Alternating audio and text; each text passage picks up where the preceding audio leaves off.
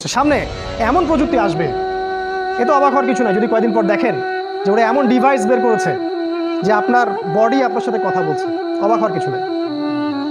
যদি আপনারা শোনেন কিয়ামতের মাঠে, যদি শোনেন কিয়ামতের মাঠে সব তো স্পষ্ট হয়ে যাবে, হবে না? কিয়ামতের মাঠে যদি শোনেন এই করোনা ভাইরাসটা মানুষের সৃষ্টি করা ভাইরাস, অবাক হবেন না। আপনি অবাক হতে পারেন, আমি অবাক হব না। যদি আপনি শোনেন কিয়ামতের মাঠে এর পিছনেও ওদের হাত আছে, আপনি অবাক হতে পারেন, আমি অবাক হব না। সামনে এমন প্রযুক্তি আসবে যা দিয়ে এই আকাশের মধ্যে, এখন তো টিভি দেখেন আপনারা, আসমানকে টিভি বানায় ফেলবে তারা।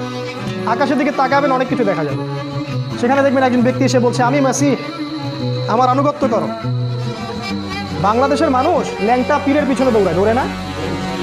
আর যদি আকাশে এরকম কাউকে দেখে যে বের হইলো এবং বললো যে আমি মাসিহ, তোমাদের ত্রাণকর্তা, আমার আনুগত্য করো, জান্নাতে চলে যাবে, মানুষ কি মনে করছেন যাবে না? বহু মানুষ আছে সব এক চোখা। এক চোখা মানে ভিতরের চোখটা অন্ধ, ভিতরের চোখটা কি খালি বাইরের চোখ দিয়ে দেখে। ওরা বিশ্বের মিডিয়া নিয়ন্ত্রণ করছে। সামনে এমন প্রযুক্তি আসবে যে প্রযুক্তিগুলো আপনাদের কল্পনার বাইরে। তবে এটাও বলছি, এই প্রযুক্তিগুলো আসার পরে একটা সময় আসবে যখন প্রযুক্তি বলে কিছুই থাকবে না। কোনো স্মার্টফোন, কোনো ইলেকট্রিসিটি, কোনো যে আপনার ল্যাপটপ, ইন্টারনেট, কিছু